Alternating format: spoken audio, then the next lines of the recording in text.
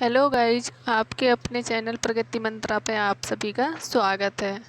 तो I hope कि आप सभी लोगों को वो पिछली क्लासेस पसंद आई होगी और आप सभी लोगों ने उसको बेहतर तरीके से पढ़ा होगा, समझा होगा और बहुत ही बेस्ट हुआ होगा आपके लिए। तो आइए हम उससे नेक्स्ट देखते हैं कि अब हमें क्या पढ़ना है। तो अब हम सबसे पहले जानेंगे जो भी है हमारे तटीय राज्यों के बारे में देखते हैं। और हमने अक्षांशों के बारे में डिस्कस कर लिया था, उसके एरिया के बारे में डिस्कस कर लिया था। तो ये सारी चीज़ हमारी हो चुकी थी। तो आइए चलिए अब हम देखते हैं कि जो भी भारत के तटीय राज्य हैं इन सारी चीज़ों के बारे में देखते हैं। तो आइए चलिए देखें। तो सबसे पहले देखते हैं जो भी अब देखते हैं कि जो भारत है, तो भारत के क्या है कि तीनों ओर जल होने के कारण इसे प्रायद्वीपीय कहा जाता है। प्रायद्वीपीय वो क्षेत्र होता है जिसके तीन ओर जल हो। वो ऐसा क्षेत्र जो तीन ओर से जल से घिरा हो, उसे क्या कहते हैं? प्रायद्वीपीय। तो अब हम इसमें क्या पढ़ेंगे? तटीय राज्य। तो इसमें तटीय राज्य पढ़ने हैं। तो भारत के जो तटीय राज्य हैं वो सबसे पहले देखिए हम इसमें पूर्व और पश्चिम के हिसाब से देखते हैं। तो आइए, यदि हम पूर्वी तटीय राज्यों के बारे में बात करें तो देखिए सबसे पहले पश्चिम बंगाल, उड़ीसा, आंध्र प्रदेश, तमिलनाडु। इसके बाद आते हैं पश्चिमी। तो पश्चिमी में गुजरात, महाराष्ट्र, गोवा, कर्नाटक एंड केरल। तो यदि बात कर ली जाए कि पूर्व में कितने हैं, तो पूर्व में 4 और पश्चिम में, तो पश्चिम में 5। अब इसमें ये भी पूछ लिया जाता है कोई भी ऑप्शन होंगे, 3 ऑप्शन यदि उनमें कोई भी 4 ऑप्शंस होंगे जिनमें से 3 ऑप्शंस यदि पश्चिम के दे दिए जाएं और एक किसी पूर्वीय तटीय राज्य दे दिए जाए और पूछ लिया जाए कि इसमें से कौन सा पूर्वी तटीय राज्य है या कौन सा पश्चिमी तटीय राज्य है, इस टाइप से क्वेश्चन आ सकते हैं। तो आप उस चीज़ को बहुत ही अच्छे तरीके से समझ लीजिए। अब इसमें क्या है कि यदि और भी क्वेश्चन बनते हैं कि कौन सा राज्य सबसे लंबी तट रेखा बनाता है, तो कौन? गुजरात। गुजरात राज्य जो है वो सबसे लंबी तट रेखा बनाता है। और सबसे छोटी कौन बनाता है? तो वो बनाता है गोवा। ठीक। यदि कुल तटीय रेखा की बात कर ली जाए कि कुल तट रेखा, तो यहाँ से जो ये पूरी तट रेखा है इसकी यदि लंबाई की बात कर ली जाए तो होती है 6100 किलोमीटर। कितनी होती है? 6100 किलोमीटर। तो ये सारी चीज़ आप लोगों को समझ आ गई होगी। कितनी होती है? 6100 किलोमीटर।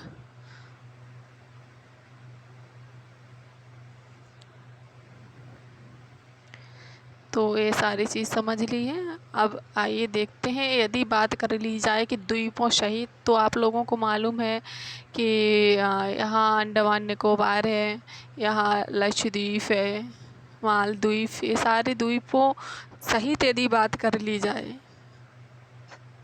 यदि द्वीपों सहित जो भी तट रेखा की जो लंबाई पूछ ली जाए तो वो कितनी है, वो काफ़ी ऑप्शंस अलग अलग मिलेंगे। जैसे कि किसी में 15.5 किलोमीटर, 16 किलोमीटर, 16.5, ये सारे एक ही हैं।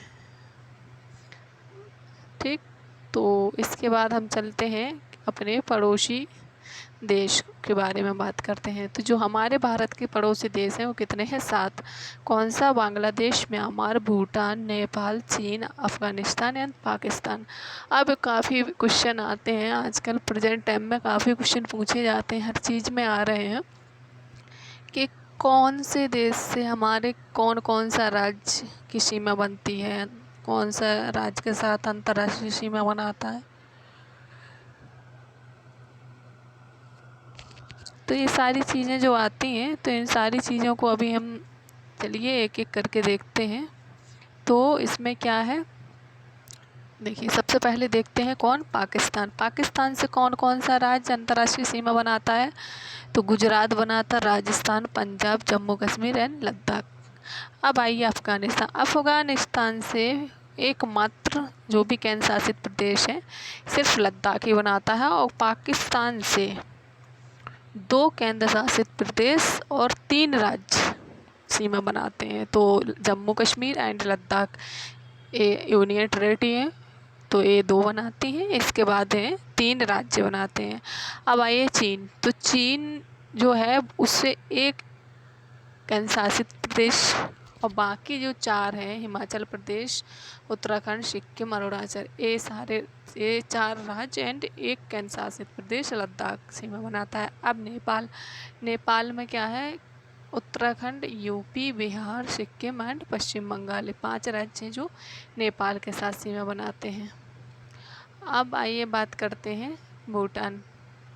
तो भूटान जो है वो पश्चिम बंगाल, सिक्किम, असम एंड अरुणाचल के साथ सीमा बनाता है। इसी प्रकार बांग्लादेश की बात करें तो बांग्लादेश पश्चिम बंगाल, असम, मेघालय, मिजोरम एंड त्रिपुरा। और म्यांमार, तो म्यांमार, मिजोरम, मणिपुर, नागालैंड, अरुणाचल प्रदेश। देखिए ये सारी चीज़ें हैं, ये यदि आप लोग सोचें कि हम ऐसे याद कर लें तो ऐसे याद करना मेरे हिसाब से कोई बेस्ट नहीं रहेगा। आप प्लीज़ 1-2 बार इसे मैप के थ्रू समझिए कि मैप में क्या क्या बोल रहा है, कहाँ से कैसे बोल रहा है कितना क्या। तो जब आप मैप के थ्रू करेंगे तो ये सारी चीज़ ना आपको बहुत ही अच्छी तरीके से कंप्लीट हो जाएंगी। तो देखिए यदि टोटल तटीय राज्यों की बात कर ली जाए तो कितने हैं, 9, जिनमें से पूर्वी कितने हैं, 4, और पश्चिमी कितने हैं, 5। तो ये सारी चीज़ें आप लोग याद रखना। सबसे बड़ा जो तटीय रेखा बनाता है वो गुजरात है, सबसे छोटा गोवा। यदि इसके तटीय रेखे की बात की जाए तो 160 किलोमीटर। यदि पूरे कुल द्वीपों सहित बात कर ली जाए तो 75.5 किलोमीटर या 75-16 ये सारे। तो इसके बाद हमारे पड़ोसी देश, 7 पड़ोसी देश हैं जिनके साथ मतलब अंतर्राष्ट्रीय सीमा बनती है। तो इन सारे पड़ोसी देशों के बारे में याद रखना, कौन के साथ, कौन से देश के साथ कितने राज्य, कितने केंद्र शासित प्रदेश, कौन कौन से, सारी चीज़ें याद रखना। तो चलिए अब देखते हैं नेक्स्ट।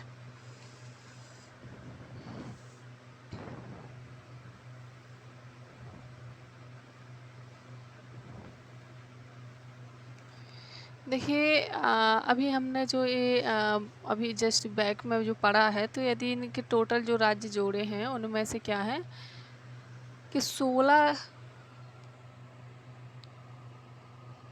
उसमें कुल 16 राज्य हैं जो पड़ोसी देशों को स्पर्श करते हैं और 2 केंद्र शासित राज्य।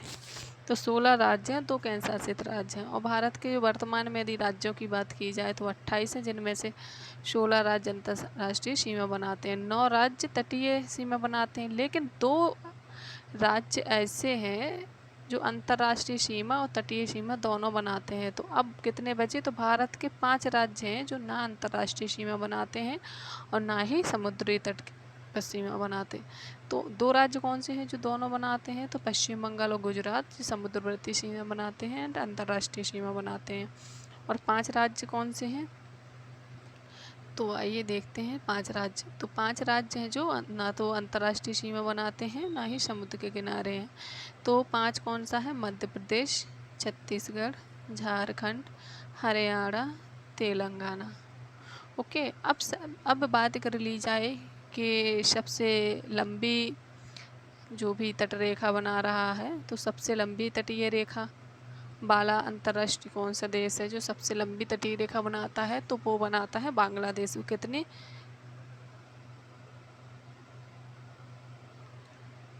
तो वो बनाता है अंतर्राष्ट्रीय सीमा बांग्लादेश कितनी बनाता है, 4096। इसके बाद यदि सबसे छोटे की बात कर ली जाए तो वो कौन सा है, अफगानिस्तान। अफगानिस्तान कितनी है उसकी सीमा, तो 106, एक किससे, लद्दाख के साथ बनाता है। यदि कुल स्थलीय सीमा की बात कर ली जाए तो 15,200 किलोमीटर। ठीक। अब आइए चलिए देखते हैं अपने पूर्वोत्तर राज्यों, पूर्वोत्तर जो भी राज्य हैं। और पूर्वोत्तर भारत के अंतर्गत वैसे 8 राज्य आते हैं, 7 सिस्टर वो अलग ही में 8 राज्य आते हैं। तो आइए देखते हैं। तो देखिए ये जो मैप बना हुआ है पूर्वोत्तर के हिसाब से बना है। तो इसमें क्या है कि ये सिक्किम है, सिक्किम, ये असम है, अरुणाचल प्रदेश है, नागालैंड है, मणिपुर, मिजोरम, त्रिपुरा एंड यहाँ कौन सा है, मेघालय। कौन सा है? मेघालय। ओके। तो जो सिक्किम है वो क्षेत्रफल की दृष्टि से सबसे छोटा राज्य है। पूर्वोत्तर यदि पूछ लिए जाए भारत के पूर्वोत्तर सबसे छोटा राज्य तो कौन सा है? सिक्किम।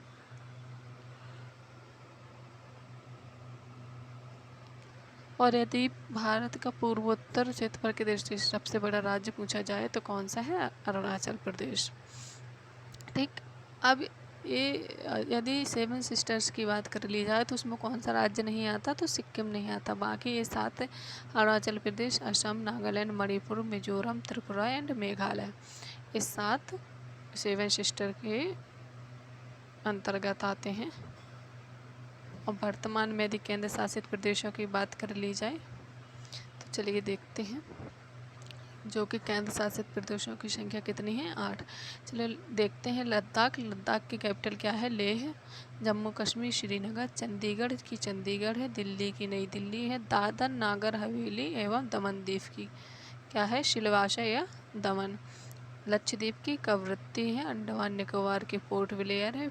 पांडिचेरी की पुडुचेरी है।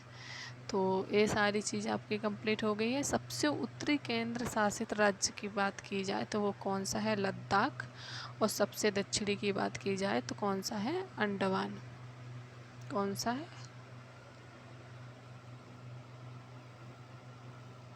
अंडमान।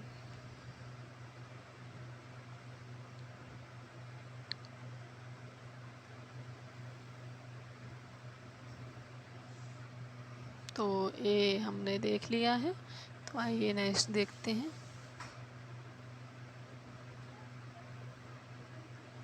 अब चलिए बात करते हैं कि जो पांडिचेरी है इसके अंतर्गत 4 ज़िले आते हैं, जिसमें माहे ज़िला कहाँ है? केरल में। माहे ज़िला कहाँ है? केरल। और कराईकल ज़िला और एंड पुडुचेरी ये दोनों कहाँ पड़ते हैं? तो ये तमिलनाडु में। एक यनम ज़िला है वो आंध्र प्रदेश में पड़ता है। अब क्षेत्रफल की दृष्टि से बड़े राज्य देखे जाएं तो सबसे बड़ा राजस्थान, मध्य प्रदेश, महाराष्ट्र एंड चौथे नंबर पे आता है यूपी। अब यदि क्षेत्रफल की दृष्टि से छोटे राज्य की बात कर ली जाए तो सबसे छोटा गोवा, फिर सिक्किम, फिर है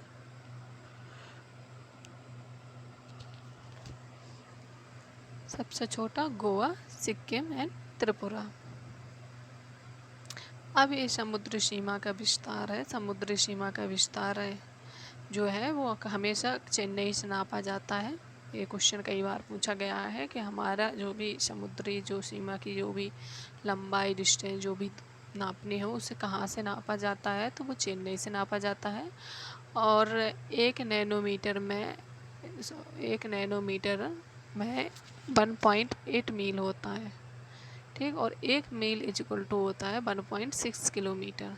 तो जो चेन्नई से जो हम नापते हैं तो जो प्रादेशिक सीमा के अंतर्गत आता है तो 12 नैनोमीटर होता है। फिर इससे आगे जब बढ़ते हैं जहाँ संलग्न क्षेत्र तक तो 12 और हो जाता है, मतलब इस टोटल 24। और फिर जब यहाँ जाते हैं अन्य आर्थिक क्षेत्र हैं, अनन्य आर्थिक क्षेत्र, यहाँ बढ़ते हैं, ये 176 है। तो यदि पूरे टोटल की बात कर ली जाए तो एक टोटल जो है वो 200 है, 200 NM। ठीक। जो प्रादेशिक सीमा है वो राज्य का अधिकार होता है और संकलन पे केंद्र का अधिकार होता है। और अन्य अनन्य आर्थिक क्षेत्र पे भी केंद्र का अधिकार होता है। तो चलिए देखते हैं। जो भी भारत की समुद्री दूरी है वो चेन्नई से नापी जाती है, अभी जस्ट मैं बताई हूँ। यदि भारत का उत्तर से दक्षिण के विस्तार की बात कर ली जाए तो 32-14 किलोमीटर है। एंड पूरब या पश्चिम से पूरब या पूरब से पश्चिम की बात कर ली जाए तो 29-33 किलोमीटर। इस चीज़ को आप लोग याद रखना, काफ़ी बार ये क्वेश्चन पूछा जाता है। अब इसके बाद हम देखते हैं कि जो हमारा भारत का सबसे उत्तरी स्थान है वो इंदिरा कॉल है। कहाँ है? लद्दाख में।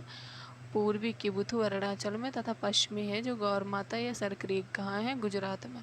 यदि बात की जाए कि भारत का मुख्य भूमि का दक्षिणतम बिंदु तो क्या है? कन्याकुमारी। एंड सबसे दक्षिणतम बात कर दी जाए तब होता है कौन सा? इंदिरा कॉल। तो ये सारी चीज़ आप लोगों को समझ आ गई होंगी। तो प्लीज़ आप इसको थोड़ा सा सीरियस होकर पढ़ाई करिए, अच्छे से समझिए सारी चीज़ों को।